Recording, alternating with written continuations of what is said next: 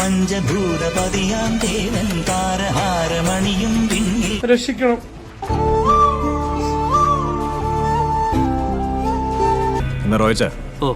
ശ്രദ്ധിച്ചു കേൾക്കണം. ഇന്റർനെറ്റ് ഇസ്ലാമിൻ്റെ കഥ കഴിക്കും എന്ന് വളരെയധികം ആവർത്തിച്ച് പറഞ്ഞിട്ടുള്ള കാര്യമാണ്.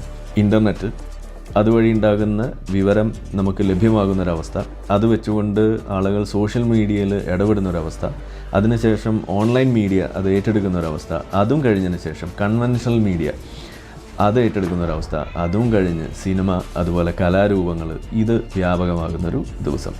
ഇതാണ് അതിൻ്റെ ടൈം ലൈൻ എന്ന് നമ്മൾ പറഞ്ഞിട്ടുണ്ട്. കൊണ്ടുവരും ഞാൻ അവനെ.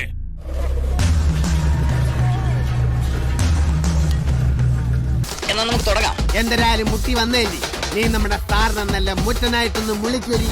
ഇനി നടക്കാൻ പോണ മുള്ളിക്കളിയുള്ള നമ്മളല്ലേ കേട്ടാ, അതാ അങ്ങോട്ടേക്ക് നോക്കൂ.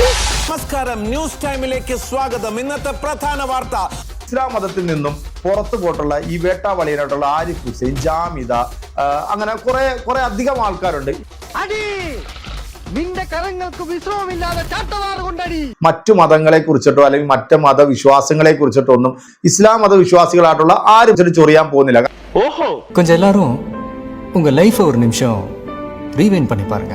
മോനെ, രംഗച്ചേട്ടൻ കാണിക്കുമെന്ന് പറഞ്ഞാൽ കാണിക്കും.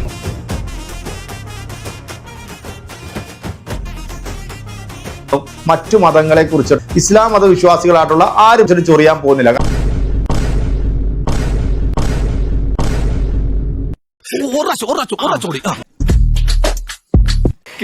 എന്ത് ബുദ്ധിയാണോ നിനക്ക്? നീ മലയാള സിനിമയെ വേറെ തലത്തിലെത്തിക്കും. അവനിക്ക് അവന്റെ മതം, എനിക്ക് എന്റെ മതം എന്ന് പറഞ്ഞ് പഠിപ്പിച്ചിട്ടുള്ള ഒരു മതത്തിലുള്ള ആൾക്കാർ ഒരിക്കലും മറ്റു മതത്തിലെ വിശ്വാസങ്ങളെയോ അവരുടെ ദൈവങ്ങളെ കുറിച്ചിട്ട് തള്ളി പറയാൻ പോകത്തില്ല.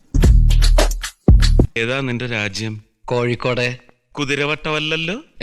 എനിക്ക് ചില നിബന്ധനകൾ മുമ്പോട്ട് വെക്കാനുണ്ട്. ഇവൻ ഏതെങ്കിലും ക്രൈസ്തവ മതത്തെ കുറിച്ചിട്ടോ ഇവിടുത്തെ ഹിന്ദു മതത്തെ കുറിച്ചിട്ടോ ഇവൻ എന്തെങ്കിലും പറയുമോ? പറഞ്ഞാൽ ഇവന്റെ മറ്റേ കിടുങ്ങാമണി വിറക്കും.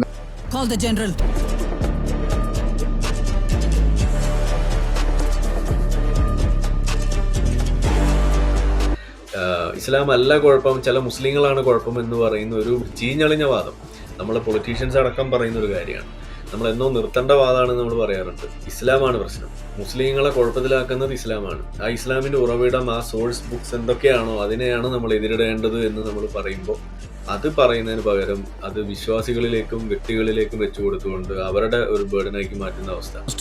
വാർണിംഗ് കൊടുത്തത് എരിതീയിൽ നെയ് ഒഴിക്കുന്ന പോലെയായി. ഇവിടുത്തെ സംഘപരിവാറിന്റെ ടൂളായിട്ട് നിന്ന് സംസാരിക്കുന്ന നിനക്ക് ഈ മദിനിയെ പോലുള്ള ആൾക്കാരുടെ പേര് പറയാൻ പോലും യോഗ്യതയില്ല, അർഹതയില്ല, അതിനുള്ള ക്വാളിറ്റി നിനക്കില്ലടാ ഊളെ എന്ന് മാത്രമേ എനിക്ക് ഈ ഒരു വിഷയത്തിൽ പറയാനുള്ളൂ. ആദ്യം ഈ സംസാരിക്കുന്ന വ്യക്തിനെ ആദ്യം അറസ്റ്റ് ചെയ്ത് ലോകപ്പിലാണ്. Flash back.